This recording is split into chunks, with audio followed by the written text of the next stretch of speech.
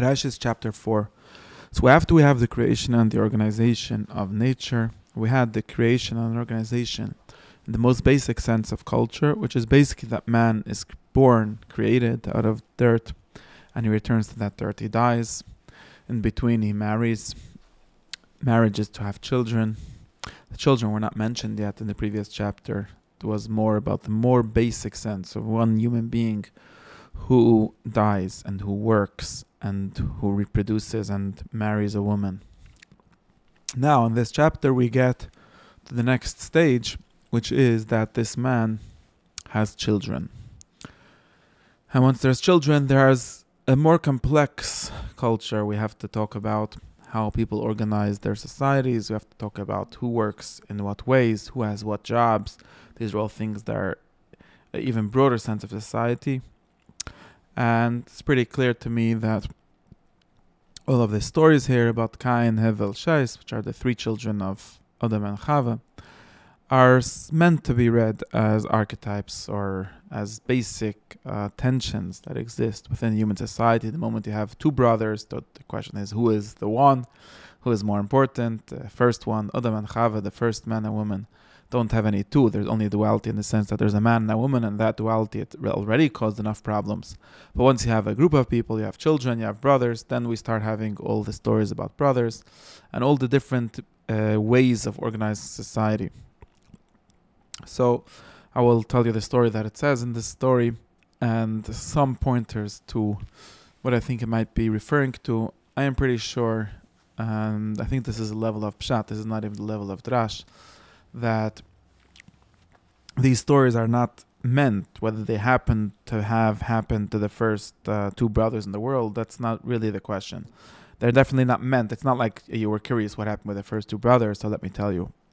There is something basic about brotherhood, or something basic about children, or something basic about creating cities and creating wider, broader political, social arrangements, which these stories are really about.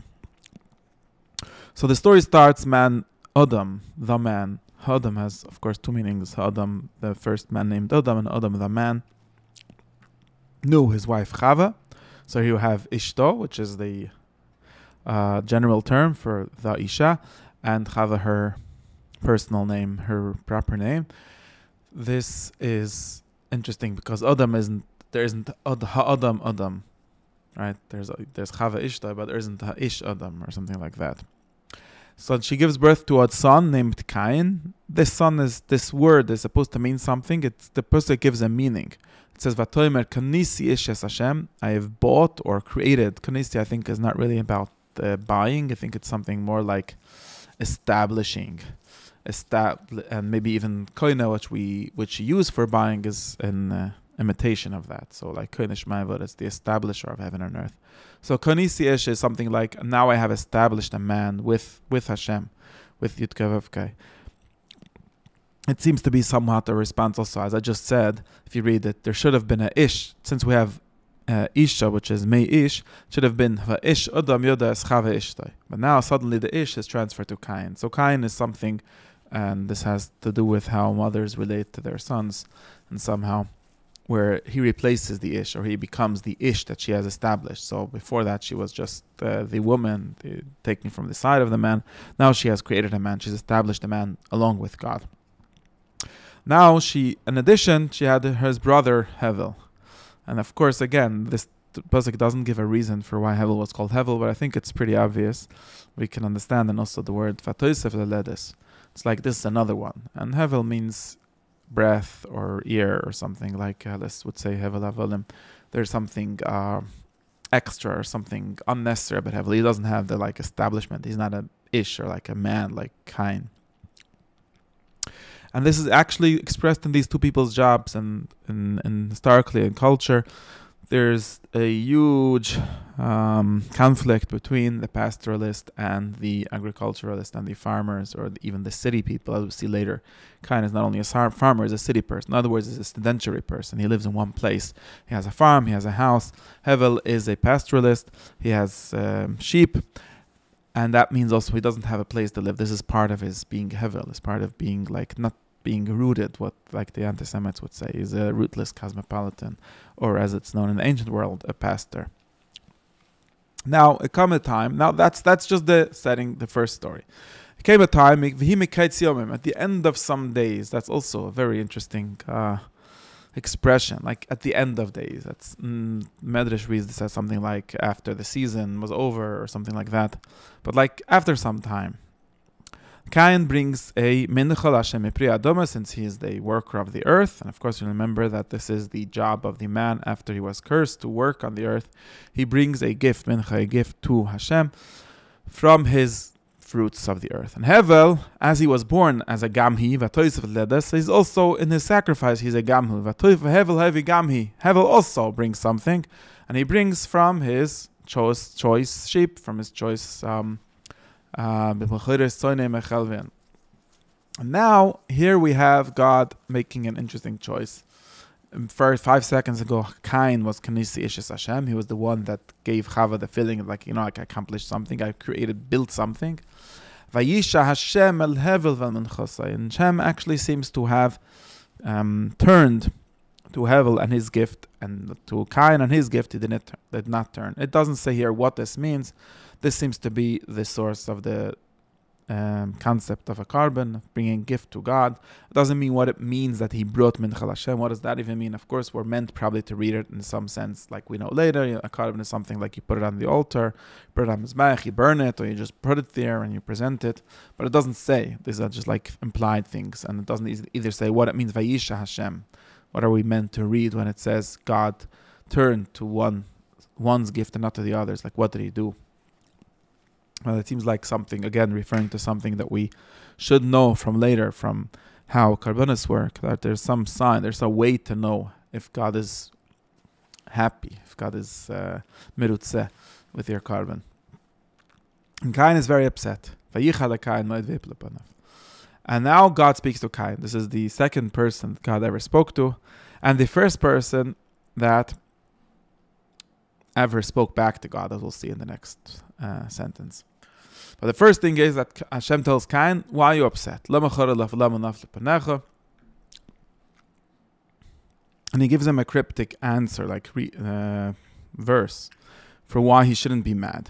And it has definitely, this verse definitely has two sides. It says, Im taitiv se'es, ve'im loy taitiv, lapesach chatas revetz, v'adechat shekosiv atatim shalbay.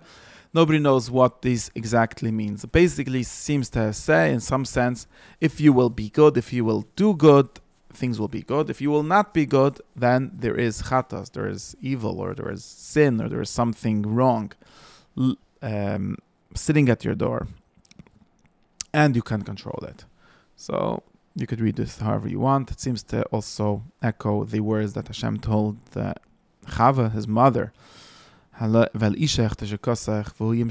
here it's different. It's there's this chatas, that was the shuka. And we could, if we read it earlier, as something like submission. So he's really submissive to you, but you can control, you can be sovereign over this chatos, whatever that is. So it seems like Hashem is telling Cain, it's not me that's not turning to your carbon, it's something what you did and it's under your control. Now there's another interesting section. And Cain told Hevel. It doesn't say what he told him or what happened. And this is apparently a structure in the Tanakh. Sometimes it says something like someone told the other person. It doesn't say what he told him. We're supposed to assume that he told them what Hashem told him. And there might be like an implied discussion or implied fight. He gets into a fight with him, as the next pasuk says, or actually the same pasuk. And they were in the field, and Cain stood up and killed Hevel. Apparently he spoke to him, and somehow that turned into a fight, somehow turned into a murder. So now we had the first murder in history, or the paradigmatic murder in history. One brother killing another brother, one of them being a shepherd and the other one being a farmer. The farmer killed the shepherd. And over the love of God, over one saying, God seems to love you and not me, and therefore I want to kill you. So you can understand yourself to what this is, how this is a sign for many murders or many conflicts in history. Now Hashem gets involved. Vayemer Hashem el Cain, where is Hevel? And this is another one of the like, ay ayeka, ay havalachicha, where is Hevel? And again, it's like ask a question that maybe he knows the answer to, or in any case, it's a question that is meant to say something. It's not meant to be taken literally. And the Kain seems to understand that, but he does play as if it says taken literally. He says, I don't know, am I his watcher? Do I watch him? Am I his guard? And you can understand what this means. And then God says, what have you done? Their brother's blood is screaming to me from the earth. This seems to be a very literal thing. We learned the Parsha of Egla Arifa, which is about lechaper ala adama, to be mechaper on the earth from the spilled blood. And this is also one of the most important things for humanity. Like we discussed, that all these things are supposed to be basic things for human beings. So one of the things is that it's bad to kill a human being. Later, after the Mabel, we see explicitly that we said that man is created b'tzelem elihim. That means that there's something wrong with killing him. It's not like animals, which there's a discussion if humans were allowed to kill animals before the Mabel. But in any case, there isn't something wrong with him. There isn't like a blood that is screaming or shouting or really tzak. It means to have an argument, something like to bring a legal complaint against someone, sometimes called tzaka. So, and therefore, and remember the Adama is where the man was taken from and where he was sent back to work. And it seems like once you're doing that, one thing you can still not do is murder. And if you murder, then the Adama is back mad at you, or bad in a bad relationship with you. And therefore, Cain gets doubly cursed. You will be cursed from the earth who has opened her its mouth. It's interesting in Korach we have Yiftiftach Adama Aspia. Here we also have its mouth. Of course, apparently this is about burial, and Ufat Toshev also seems to have been about burial. Man is buried in the earth when he is killed, and maybe Cain buried Hevel or something like that. Although not necessarily, it could be just his blood was soaked into the ground.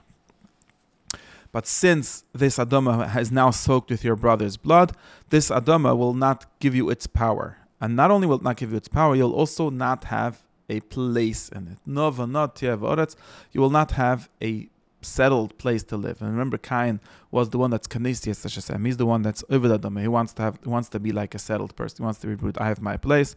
And because he murdered, he lost that. And this is something basic, that human cities or the stability of human society is based on not murdering. Once there's a murder, then there's no city, because a city is basically a group of people that have come together to protect each other from murder. That's what we have later, Ure Miklat, which is about this. And now Cain is not happy. Cain says, okay, so you outlawed me. So this might connect with V'leitaitiv Sa'es. If you've been good, you will have something, you can be carried. And now my sin is too great to be carried. Too great to be carried means I have no one to carry it. So a person carries his own character, his own actions. But this seems to be too great for me to carry, because you've banished me from the Adama. In other words, you said, you will not have a place. And Yupanecha says, I will be hidden from your face. In other words, I will not have your protection. And now I'll just be able, anyone who will find me will kill me. So this is very true. This is what happens. Once you open up murder, now why wouldn't someone else murder you? You were protected by something like Pnei Hashem, something like Adam is b'tzelem elihim. It's not acceptable. We don't murder humans. But once you are murdering humans, and then you lost it, and now this is what Cain is complaining. Like, my punishment, it does fit the crime, but it seems to be complaining that it's too much. And therefore, Hashem gives Cain some answer to that. He says, "L'chein kol hoire Cain shivosayim yukam, v'yosem Hashem leCain ois devil de'erkois esklans." He gives him a sign. This is very similar to Ur Miklat. Ur Miklat is basically someone who has broken the taboo against murder, whether it was on purpose or on purpose, whether it was b'shoigig v'mez, it was premeditated or not. It still breaks the taboo about murder. But since someone has some kind of excuse, if someone has some level of justification, and here he doesn't really have justification, it just seems to have asked God and gotten something he asked, you get some protection. So you're not going to be entirely an outlaw who is not under the protection of the law or under the protection of the city. You will get something. Whoever kills someone will kill you, he will be sevenfold revenged. That's how I read Yukam. He will be revenged. You will be revenged sevenfold. The way I read this is that if you will become an outlaw, then you have to have a very strong deterrence. So as long as you're protected, it's like we don't kill.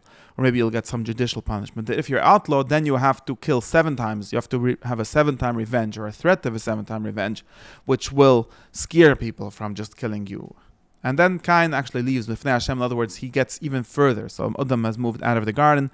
They've moved to the east. Cain seems to move even more to the east in some place called Eretz Nod, which is Kidmas Eden, also to the east of Eden. Okay. So the Gan was in Eden, and this is to the east of Eden. That's the story of Cain, and like I said, this is something very basic about what happens to murderers or what kind of thing murder is.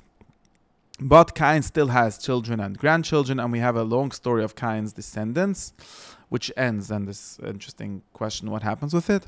But anyways, Cain has also, just like his father Adam, Vayeda Cain is Ishta, and he has a son Chanoich, and he creates a city. So this is my proof that Cain is the one that creates a city. He calls a city in the name after his son Chanoich. Apparently there was a city known as that. We have to find out which city this is referring to. And then Chanoich has Irad, Mechiel, Mesistol, Lemech. This is the last person in the chain of Cain that we know about, Lemech. And it talks a little bit about Lemech. Now Lemech is the first one who had 2 wives. It seems this might be something bad about him. It doesn't say clearly. He had 2 wives, Oda and Sila. And these 2 wives had 2 children also, who are the fathers or the sources of 2 very important cultural institutions. Yoval is the father of people who sit in tents and mikna and have animals or property, which is mostly domestic animals. Of course, Hevel was Roet's son, but remember, Hevel is dead. So now he becomes the Aviyah Shavel Mikna. And Yuval is the father, which means like the founder of people who sing, people who play music, Kinar V'ugav. Then Tzila, these are the 2 children of Uda. Tzila has a son, Tuval Cain, named after Cain apparently, Tuval Cain, and he is the father. Doesn't say the father, but he is Loitesh Kol Nachosh because he's a smith. He creates bronze or copper and iron. So this is another very important thing. Of course, there's a question about this. What does exactly mean historically? But in any case, the important things of the important tools. So the most 3 important tools of society, which are apparently maybe Yuval is the tools or the institution of how shepherds, how pastors live in their tents. Yuval has created the institution of music. It seems to be very important enough to get a whole pasuk here, and the institution of working with metals. And Tuval Cain has a sister Naama, so this is on the first and one of there's few daughters mentioned in these kind of lists. Now there's this little poem. I think actually that until now there were also some little poems, but most people count this as the first poem of the Bible. It has a very clear poetic structure. Anyone that knows about the poetic structure of Tanakh, it always has this like double structure, and there's the poetic structure. Lemech has this little poem that he tells his wives. He says, Oda and Tzila, listen to me. The wives of Lemech, listen to me. Says the same thing twice in different words in Hebrew. Why? I've killed a man for my wound and a child for my wound. Again, this means the same thing. But what he seems to be saying is, and he finishes and he says, Cain will be revenged 7-fold, and Lemech 70 and 7. He seems to be saying, seems to be Lemech speaking as men are wont to do, in front of his wife, saying how strong a man he is. If someone starts up with him, he will kill him 7-fold time. Or maybe he already has killed a man, not even for killing him, just for wounding him. Or maybe even a child for wounding him. Maybe Chabura is even less than Petza or something like that. That's the simple pshat. And this is all to describe a character of Cain. This is what happens with Cain. These are the like very strong cities, civilization, creating instruments, musical instruments, and possibly agricultural instruments for Achosh Sevarzla, maybe also swords and war instruments and so on. Now we have the 3rd child of Adam. We have another son called Shais, and the meaning for Shais. Shais is Shas, is given me or put to me. Seems to be related to the word Cain also. Like if I Cain is like it says in Shir Sazina, like he is created, established you, I read. Shais also means something like establishment, right? And establishments or the foundations. And God has established me another child, Tach instead of Hevel, who Cain has killed. So Shais becomes really the establishment, as we'll see later, how his descendants are really the ones who continue the world. And Shais himself has a son called Enosh. Interestingly, Enosh is another word later for a man. And this seems to be the final word in this set of stories. In other words, if we start and the next chapter starts so we have very clearly the beginning and the end of a story here, although I've divided it into two parts, the story of the Gan Eden and the story of the children of Adam, Cain, Hevel, and Ches. The Torah, it seems to be one long story, and as it started with giving names to the animals, so it finishes with giving a name, and the name is given to God. This is Enosh is the one, or in his day, people started calling God, or whatever exactly this means, in the name Yitzchok. And of course, this is very clear because in the first story, pretty explicitly, we don't have this name, and God doesn't really have a name. It says Elohim, Elohim, Elohim, and Elohim is a generic title. Elohim is not a proper name. But Yitzchok is a proper name, and it seems like this story is about that.